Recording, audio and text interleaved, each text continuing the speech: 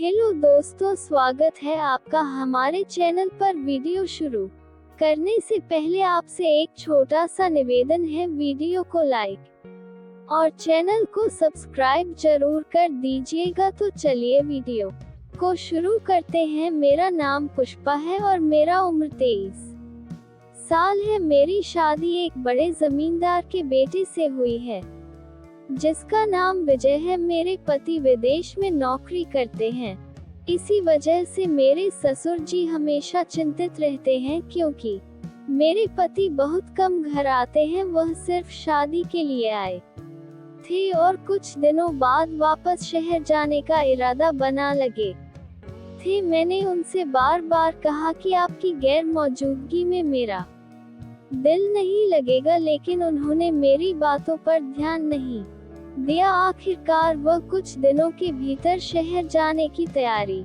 करने लगे। हालांकि उनके जाने से पहले हमने काफी अच्छा वक्त साथ बिताया। इतने बड़े घर की बहू बनने के बाद मेरा भी रवैया थोड़ा रानी जैसा हो गया था। मैं घर में रानी की तरह रहने लगी थी। मेरे मम्मी पापा गांव के बहुत ही गरीब लोगों में से एक है, इसलिए जब विजय का रिश्ता मेरे लिए आया तो वह बेहद खुश थे। इतने बड़े घर में शादी होना मेरे लिए एक सपने जैसा था। अगली सुबह जब मैं होकर उठी तो बस टेबल पर खाना सजाकर ससुर जी और विजय को बुलाई। दोनों नाश्ता करने बैठे थे, तभी अक्षय बोले, पापा मुझे फिर से काम के लिए शहर जाना होगा। ससुर जी ने कहा, अगर तुम कुछ दिन और रुक जाते तो मुझे बहुत खुशी होती। इस पर विजय जवाब दिए, पापा आपकी बात मानकर मैंने शादी की और छुट्टी भी ली। इससे ज्यादा मैं नहीं कर सकता। आप जानते हैं कि मैंने इतनी पढ़ाई क्यों की है, मेरा बिना नहीं चलता। मैंने जो करियर बनाया है उसे यूं ही नहीं छोड़ सकता। इसके बाद ससुर जी कुछ ना बोले और नाश्ता करने लगे। अगले 2 दिन बाद मेरे पति विदेश चले गए। मेरे पति के विदेश जाने के बाद घर में चारों तरफ सन्नाटा ही सन्नाटा था। शाम का वक्त था जब विजय विदेश वापस जा चुका था और अब इस बड़े से घर में बस मैं और ससुर जी ही रह गए थे। विजय के जाने के बाद मेरा मन तो वैसे ही खाली रहता था, लेकिन ससुर जी की बातें मुझे और भी बेचैन कर रही थी। एक दिन मैंने सुना कि ससुर जी फोन पर किसी से कह रहे थे, इतनी बड़ी हवेली का मालिक हूँ, लेकिन अकेलापन अब मुझसे बर्दाश्त नहीं होता। फोन के उस पार से शायद कोई दोस्त था जिसने कहा, तू शादी क्यों नहीं कर लेता? अभी तेरी उम्र ही क्या है, बस 40 साल, और फिर तुझे भी तो हक है अपने लिए सुखी जीवन बनाने का। ससुर जी बोले, बिल्कुल सही कहा, अब और नहीं सहन होता। इतने साल बेटे के लिए जिया, लेकिन अब मैं अपनी जिंदगी संभरना चाहता हूँ। मैं भी शादी करूँगा। सुनकर मैं सन रह गई। मेरे कानों पर जैसे ससुर जी फिर से शादी करना चाहते हैं। अगर घर में नई बहू आए तो मेरा क्या होगा? मैं तो इस हवेली की रानी बनकर रह रही हूँ, लेकिन अगर कोई नई औरत आए तो मेरी इस रानी जैसी जिंदगी का क्या होगा? काफी देर तक मैं सोचती रही कि मुझे क्या करना चाहिए। अगर ससुर जी ने शादी कर ली तो मेरे हाथ से सब कुछ चला जाएगा। मुझे कुछ तो करना होगा ताकि ससुर जी शादी ना कर सके। लेकिन जैसे रात हुई तो मैंने दूध का गिलास लिया और ससुर जी के कमरे में गई। दरवाजा खटखटा कर बोली, ससुर जी दूध ले आई हूँ। उन्होंने कहा, अरे आओ बहू, अंदर आओ। मैंने उन्हें दूध दिया और वापस चली आई। थोड़ी देर बाद मैंने सुना कि ससुर जी विजय से फोन पर कह रहे थे, बेटा मैं एक बात कहने से रह गया था। विजय ने कहा, हाँ पापा बोलिए। ससुर जी बोले, मैं शादी करना चाहता हूँ, अब अकेलेपन से थक गया हूँ। मेरे दोस्त ने भी इस उम्र में शादी की है और वह खुश है। मैं भी चाहता हूँ कि कोई मेरे साथ रहे, मेरा ख्याल रखे। विजय ने कहा, पापा आप मुझे ये सब बताने के लिए फोन कर रहे हैं? मैं बहुत बिजी हूँ, आपको जो करना चाहते हैं करें, लेकिन मुझे इसमें मत घसीट। और इतना कहकर विजय ने फोन काट दिया। अब ससुर जी क्या सोच रहे होंगे मैं नहीं जानती थी, लेकिन एक बात साफ थी, अगर यह सिलसिला यूं ही चलता रहा तो जल्द ही इस घर में कोई और आ जाएगा और फिर मेरी रानी जैसी जिंदगी खत्म हो जाएगी। विजय तो मुझ पर ध्यान ही नहीं देता, पूरा दिन अपने काम में डूबा रहता है। अगर ससुर जी भी शादी कर ले तो मेरे पास कोई सहारा नहीं रहेगा। मैंने फैसला किया कि मुझे कुछ करना होगा, तभी मुझे एक तरकीब सूझी। में जानबूझकर रसोई में जाकर पानी की बोतल उठाने का बहाना बनाकर गिर गई और जोर से चिल्लाए, अरे बाप रे! मेरी आवाज सुनकर ससुर जी भागते हुए आए और बोले, अरे बहू क्या हुआ? मैंने मासूमियत से कहा, ससुर जी मुझे समझ नहीं आया कि कैसे मेरा पैर फिसल गया, मैं तो बस पानी लेने आई थी। ससुर जी ने फौरन मुझे उठाया, मेरा हाथ पकड़ा और कहा, आओ मेरे कंधे का सहारा लेकर चलो। वह मुझे धीरे धीरे मेरे कमरे तक ले गई। मैं बिस्तर पर ठीक से लेट नहीं पा रही थी तो ससुर जी मुझे सहारा देकर बिस्तर पर लिटा दिया और बोले, बेटी मैं डॉक्टर को फोन करता हूँ। मैंने कहा, ससुर जी इतनी रात को डॉक्टर को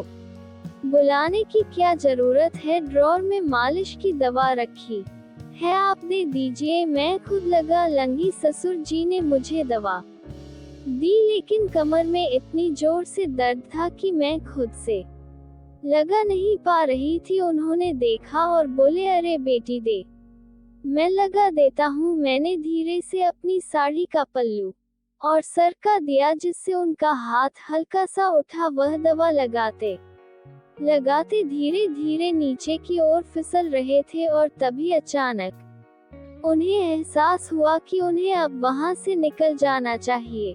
वह उठने लगे, तब मैंने उनका हाथ पकड़कर रोक लिया। मैंने कहा, ससुर जी मैं जानती हूँ कि आप अकेलेपन से थक चुके हैं, जैसे मैं अकेला महसूस करती हूँ वैसे ही आप भी कर रहे होंगे। विजय को गए हुए 2 हफ्ते से ज्यादा हो गया है और वह मेरे साथ ठीक से बात भी नहीं करता, आप समझ रहे हैं ना? ससुर जी थोड़ी देर तक चुप खड़े रहे, फिर उन्होंने कहा, बेटी हमें इस अकेलेपन को दूर करने के लिए कुछ करना चाहिए। तब मैंने ससुर जी को एक इशारा किया और वह बोले, तुम्हें पता नहीं तुमने मुझे क्या दिखाया है जो मैं सालों से चाह रहा था। बेटी अब मत इतना कहा। उन्होंने सब कुछ जल्दी शुरू कर दिया। उम्र भले ही उनकी ज्यादा हो चुकी थी, लेकिन वह अब भी काफी मजबूत थे। हमने लूडो का खेल खेला और इस खेल ने मुझे एहसास दिलाया कि वह विजय से भी ज्यादा बेहतर खिलाड़ी थे। ये खेल करीब 2 घंटे तक चलता रहा और आखिर में हम दोनों थक गए। ससुर जी बोले, बेटी तुम जानती हो मैं सालों से इस अकेलेपन से जूझ रहा था। मुझे कभी अंदाजा नहीं था कि मेरी जिंदगी में फिर से खुशी वापस आएगी, लेकिन अब तुम्हारे साथ बिताए यह पल मेरे लिए बेहद खास है। अब मुझे शादी करने की कोई जरूरत महसूस नहीं होगी। उनकी यह बातें सुनकर मेरा मन हल्का हो गया। अब मुझे इस घर में अपनी जगह खोने का डर नहीं था। ससुर जी ने कहा, तुम्हें पता है हमारे तिजोरी में क्या क्या है? आओ मैं तुम्हें सब कुछ दिखाता हूँ। वह मुझे एक पुरानी अलमारी के पास ले गए जो पूरी तरह से पैसे से भरी हुई थी। मैंने इतनी दौलत जिंदगी में कभी नहीं देखी थी। ससुर जी ने कहा, ये दौलत मेरे दादा के समय से चली आ रही है। वह इस गांव के राजा थे, लेकिन उन्होंने कभी इसका खुलासा नहीं किया क्योंकि वह नहीं चाहते थे कि हमारे दुश्मन बढ़े। मैंने सोचा अच्छा हुआ जो मैंने ससुर जी को सही समय पर अपने करीब कर लिया, वरना ये सब मुझसे छिन जाता। अब हम रोज लूडो खेलते और हमारे जीवन में खुशी लौट आई थी। ससुर जी अब पहले से कहीं ज्यादा खुश रहने लगे थे और मैं भी उनकी संगत से खुश थी। अब इस घर में सब कुछ मेरे नियंत्रण में था। विजय अपने काम में इतना व्यस्त था कि उसे हमारी दुनिया से कोई मतलब ही नहीं था। ससुर जी ने मुझे वह खुशी दी जिसे मैं भी चाहती थी। वह कभी कभी लूडो खेलते वक्त इतनी जोर से घोटी फेंकते कि मैं हंसते हुए कहती, ससुर जी थोड़ा धीरे फेंक, हमें कोई रोकने वाला नहीं है। इस घर के असली मालिक तो हम हैं। हमारी दुनिया में सुबह कब होती और कब शाम इसका हमें कोई अंदाजा नहीं होता। ससुर जी बोले, बेटी इतनी खुशी और इतनी अच्छी जिंदगी मैंने कभी नहीं सोची थी। तुम्हारे आने से मेरी जिंदगी पूरी तरह बदल गई। अब मैं इस घर की सच्ची रानी बन गई थी। ना कोई चिंता ना कोई कमी। कुछ महीनों बाद मुझे महसूस होने लगा कि मेरे शरीर में कुछ बदलाव हो रहे हैं और मुझे बार बार उल्टियां भी आने लगी थी। और तब मुझे एहसास हुआ कि शायद मैं गर्भवती हूँ। मुझे ये समझ में नहीं आ रहा था कि यह विजय का बच्चा है या ससुर जी का। एक दिन मैंने हिम्मत जुटाकर ससुर जी को ये बात बताई। ससुर जी थोड़ी देर चुप रहे और फिर मुस्कुराते हुए बोले, पुष्पा ये बच्चा मेरा है। मुझे तुम पर पूरा विश्वास है। अब हम इसे सबसे छिपाकर कैसे रखें, इस पर सोचना होगा। मुझे भी अब समझ में आ गया था कि हमारे रिश्ते की सच्चाई को छिपाना आसान नहीं होगा। इधर विजय भी घर वापस आने वाले थे। मेरे और ससुर जी के बीच तनाव बढ़ने लगा था कि अब इस सच्चाई को कैसे छिपाया जाए। एक दिन विजय अचानक घर वापस आ गए और मुझे गर्भवती होने की खबर सुनते ही हैरान रह गए। उन्होंने शक करते हुए पूछा, पुष्पा ये बच्चा किसका है? तब मैंने घबराकर कहा, विजय तुम्हारा ही बच्चा है। लेकिन विजय को उसकी बातों पर विश्वास नहीं हो रहा था। ससुर जी भी चुपचाप खड़े थे, लेकिन उनकी आंखों में वह सच छिपा हुआ था जो सबके सामने आ सकता था। विजय ने अचानक ससुर जी को देखा और कहा, पापा आप बताएं, आपको इस बारे में कुछ पता है? ससुर जी थोड़ी देर तक चुप रहे और फिर बोले, विजय अब जो सच है वो तुम्हें बताना जरूरी है। ये बच्चा तुम्हारा नहीं मेरा है। ये सुनते ही विजय के पैरों तले जमीन खिसक गई। वह गुस्से से पागल हो गया और मुझे बहुत भला बुरा कहा और मुझे छोड़कर हमेशा के लिए विदेश चला गया। अब मुझे और ससुर जी को अपनी जिंदगी को एक नए सिरे से जीना था। विजय के जाने के बाद मैं और ससुर जी ने मिलकर अपने बच्चे की परवरिश करने का फैसला किया। मैं अब इस घर की असली मालकिन बन चुकी थी और ससुर जी ने भी मुझे अधिकार दे दिया था। अब हम दोनों के बीच का रिश्ता और भी मजबूत हो गया था। मैंने सोचा शायद यही मेरी किस्मत थी और अब मैं इस घर की रानी बनकर रहूंगी। अब मेरे और मेरे बच्चे के साथ ससुर जी की सारी दौलत भी मेरी हो गई थी।